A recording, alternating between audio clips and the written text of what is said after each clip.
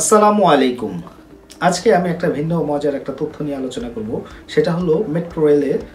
আপনারা জানেন যে মেট্রো রেল আমাদের যানজট কমিয়েছে এবং দুর্ভোগ দূর করেছে, এবং উইদিন শর্ট টাইম আমরা কিন্তু এক জায়গা থেকে আরেক জায়গায় খুব দ্রুত যেতে পারছি, যেটা অনেক সময় সাপেক্ষে ছিল।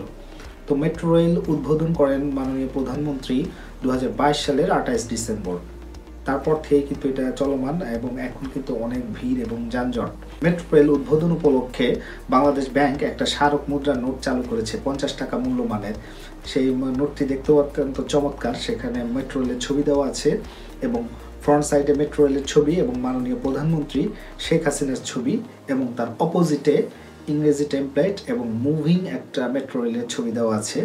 এই যে আপনারা ছবিটা দেখলেই বুঝতে পারবেন, চমৎকার। এর সম্মুখভাবে লেখা শিরোনাম, বাঁচবে সময়, বাঁচবে পরিবেশ, যানজট কমাবে মেট্রো রেল। এবং পিছন ভাগেও একটা ইংরেজি স্লোগান রয়েছে, সেটা হচ্ছে moving people, savings time and environment.